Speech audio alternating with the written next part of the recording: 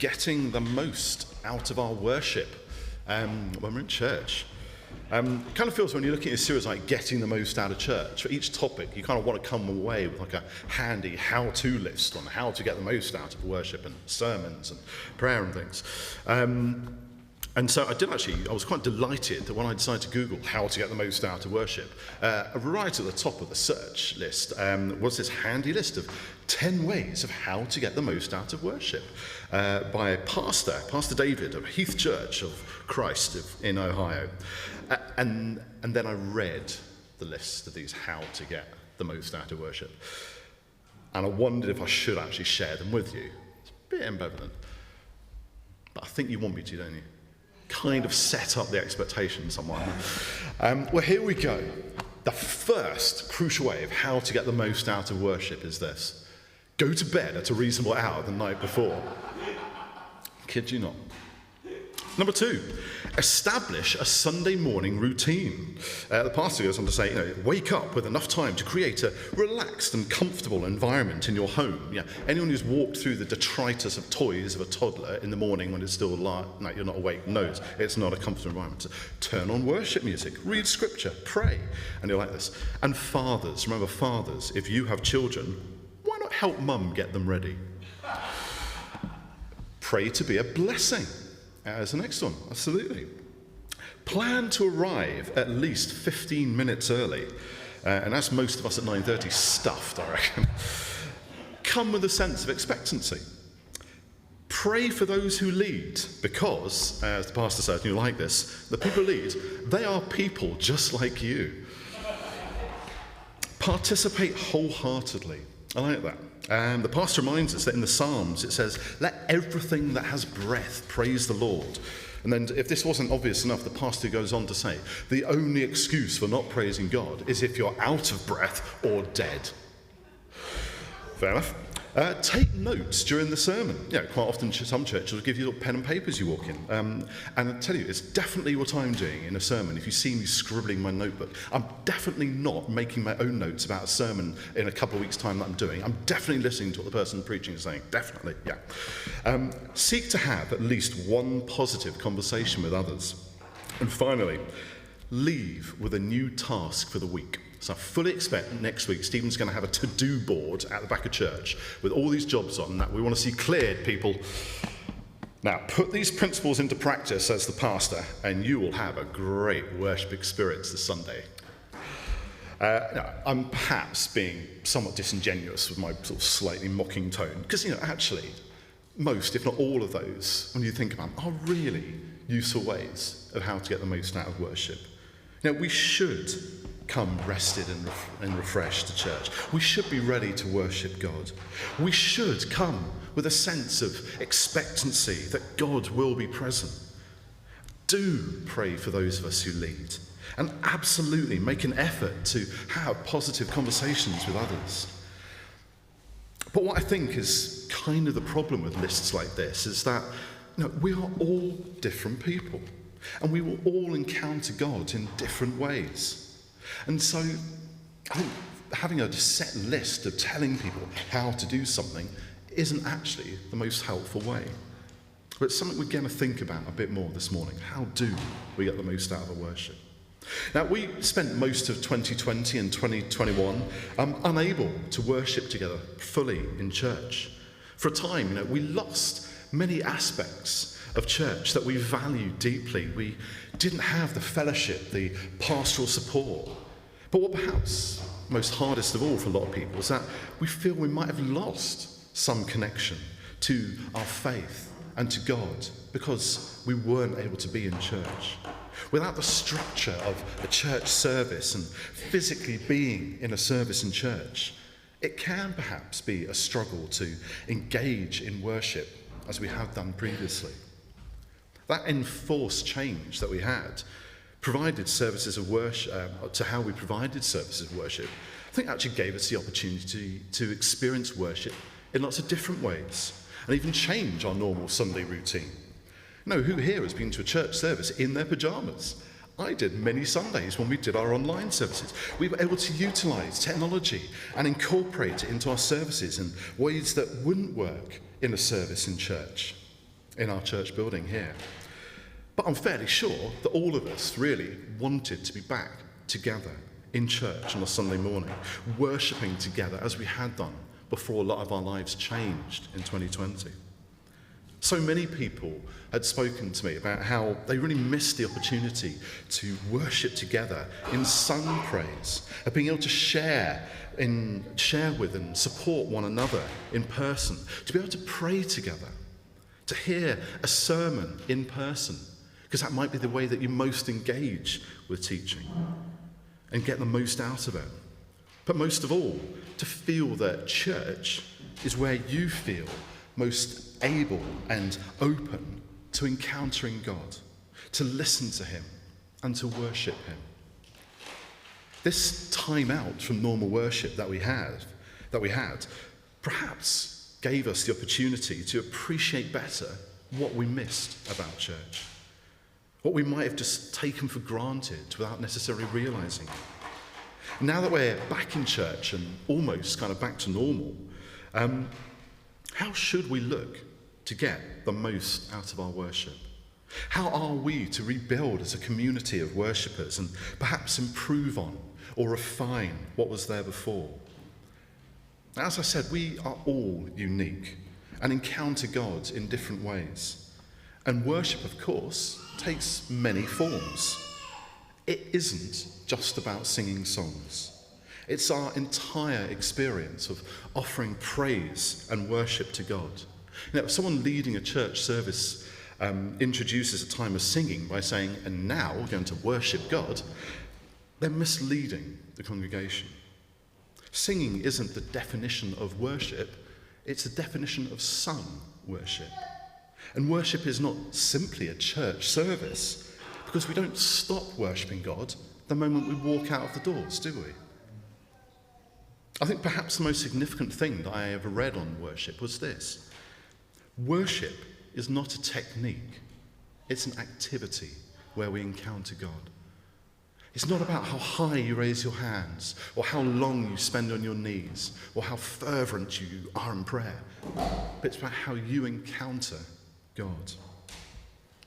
It's a response to grace and of answering of a call. For some, that comes through the spoken words, in the words of the Bible readings and the preaching that expounds and illuminates the Bible passages. For others, it comes in music, where the words of a song and the accompanying tune can just worm their way into our bodies and minds, or where it makes us feel drawn out of ourselves and participating in a moment where our bodies and our voices let out a sustained action of praise and worship. And for others, may still prefer to hear and others still may hear worship or experience worship most clearly in times of silence, as our worshipping self learns to hear, where in and amongst the noise of our lives, of self-interest, of doubt, of distraction, temptation and despair, we instead are able to hear the call of God echoing in our lives. A great example of this is the very familiar song, "Be Still for the Presence of the Lord," a song which takes the words of Psalm 37 and words that exhort the reader to just stop what they're doing, stop worrying, and just wait on God in the stillness.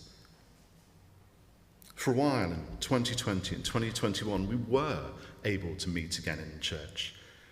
But besides our singing, there were other things that were missing as part of our worship. The sacramental side.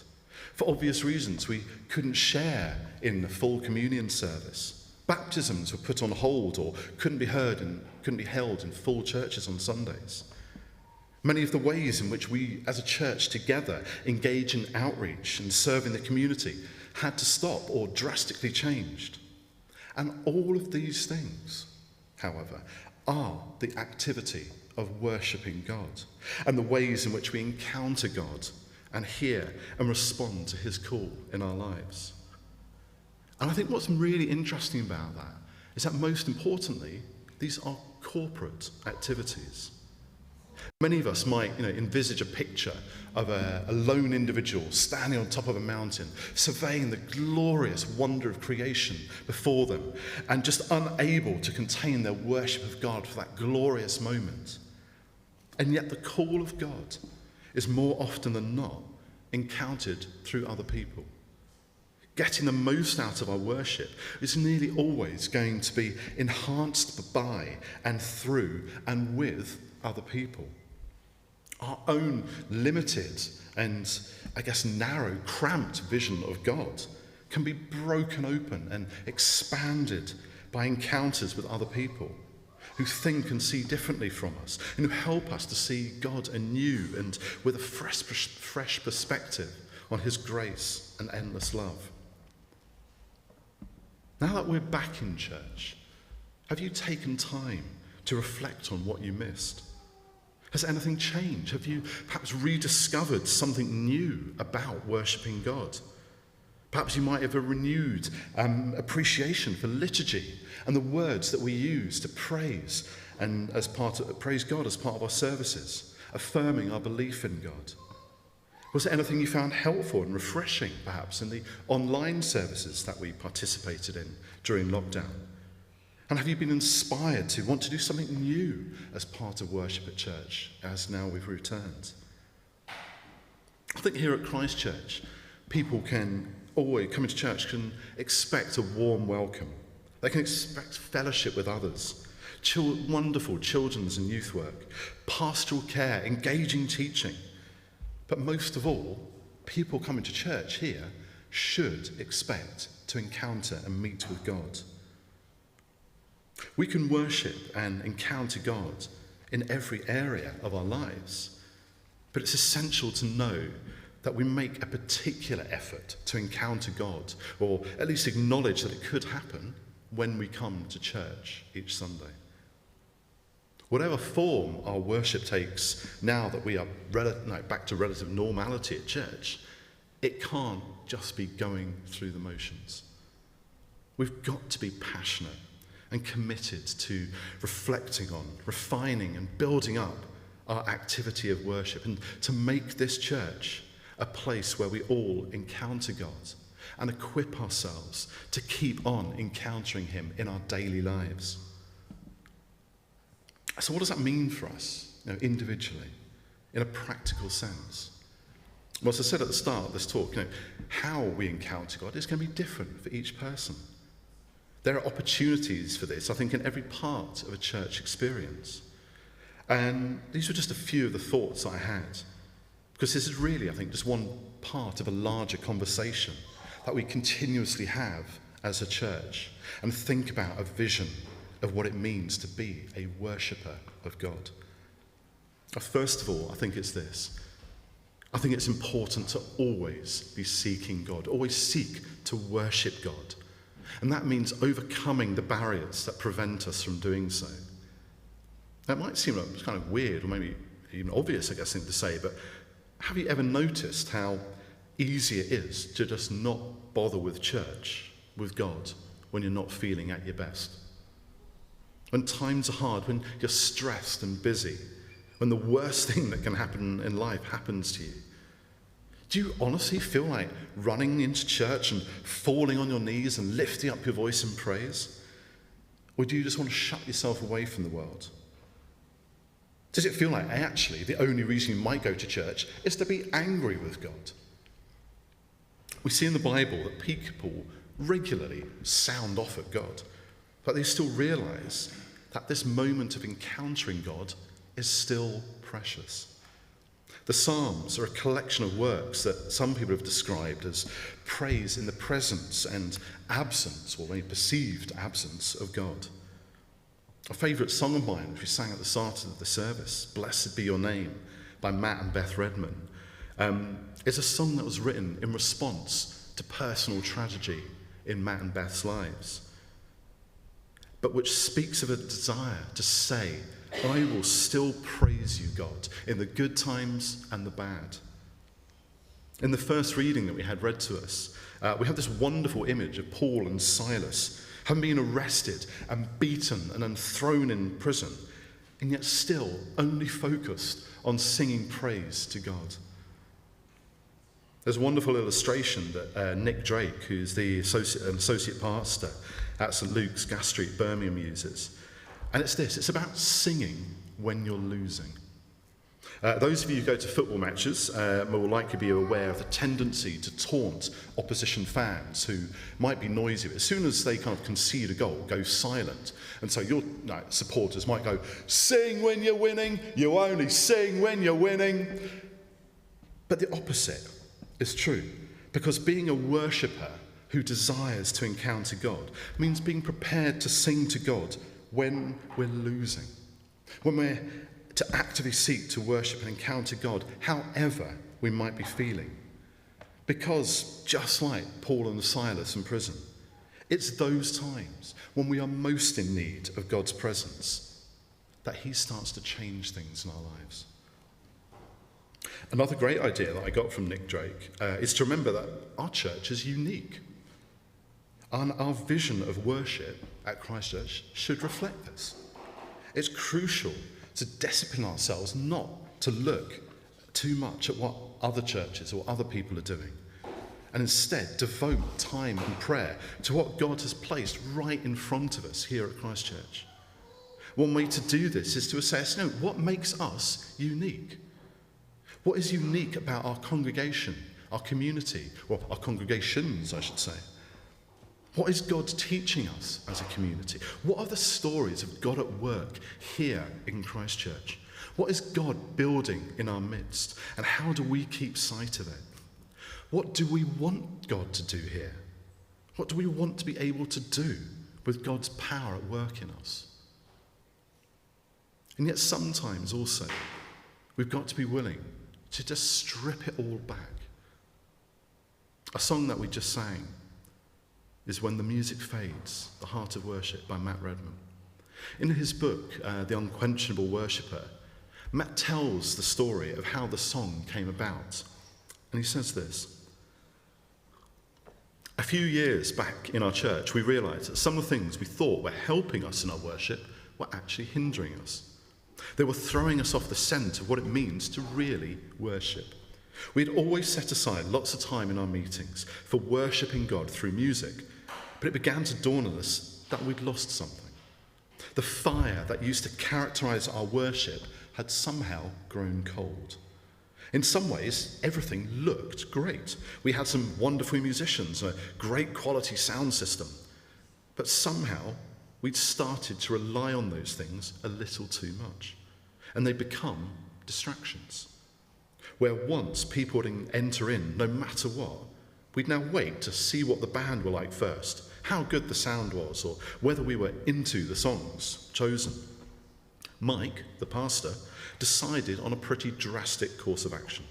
We'd strip everything away for a season, just to see where our hearts were.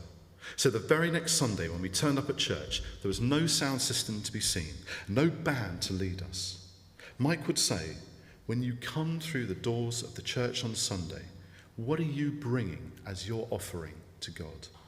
What are you going to sacrifice today?'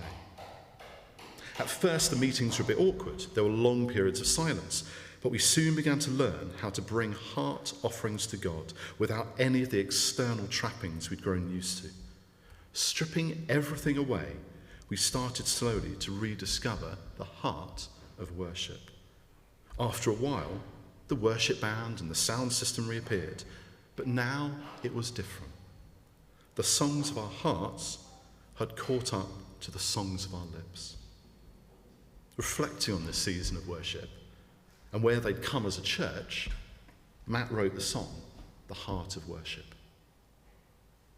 Now, I'm not suggesting we do the same as Matt's church, but I was thinking about this topic. And as I was writing this sermon, the refrain, "I'll bring you more than a song," just kept coming over and over to me. What does it mean to bring more than a song to God?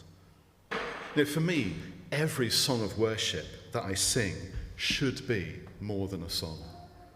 I'm someone who's deeply passionate about music, but I don't just love worship songs and hymns for the way they sound or for how they make me feel when I watch a YouTube video of them being performed of 20 amazing musicians on stage. No, I love them for how they let me express my praise and worship to God. And every song that we sing in church should be an opportunity to express something about God and to God. Just as every different piece of liturgy that we use is a different way of giving thanks to God, of praising God, of saying sorry to God. Our worship of God, and in particular our song worship of God, should always be an opportunity to encounter God, not ourselves. True worshippers should always be outward looking, not inward looking. Not distracted by what they're singing, but focused on why they're singing. It's why we look not for worship leaders as personalities, but for those who can lead worshippers. There's no point having a rocking band and an amazing sound system if God and his word are kept in the shadows.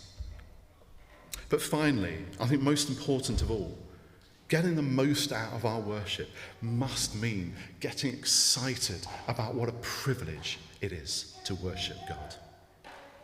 I love the words of the final song we'll be singing this morning, There is a Redeemer. That verse, when I stand in glory, I will see his face, and there I'll serve my King forever in that holy place. This vision of worship is what I think we get a glimpse of when we read those verses in Revelation chapter 4. This vision that John has of heavenly worship before the throne of God is amazing. It's incomprehensible in its description. We don't really know what the life to come will be like. As Paul says in the famous reading from 1 Corinthians 13, for now we see only a reflection as in a mirror. Then we shall see face to face. Now I know in part, then I shall know fully. Now, we see but glimpses of glory that await. The time when we will join in worship like the 24 elders in the reading as they throw themselves before the heavenly throne. But right now, we have the awesome privilege of worshipping God in our daily lives, joining with the angels and the whole company of heaven in praise, responding to God's call to follow him. And so we should make it our best. Not just asking how and where will I meet with God, but also where and when might I not expect to meet with God. At Christchurch over the years, we've organised prayer rooms and prayer corners, held prayer and praise evenings. We've held courses to explore the Bible in greater detail and ones to challenge us to social action. The acceleration of technology in the last 40 years means that Christchurch is so much different from the church I experienced as a child. And I hope that in 40 years from now, it will be just as unrecognisable. And that as with each year that passes, we see new and exciting ways and opportunities to encounter God in our worship and respond to his call in our lives. True worshippers look outwards, not inwards, seeing the world around them that they live in, noticing what's around them, poverty, injustice, etc. And they get busy worshipping God by doing something about it. So let's start thinking about how we've been getting the most out of our worship. Let's have these conversations now about what could be new or improved in our worship of God, or what we feel we've missed here at Christchurch, and what we find most beneficial in what we already do. Despite what some people may try and tell you, the church is well and truly and very much alive. Let's not lose sense of what it means to be church and how we encounter God daily, now and in the years to come.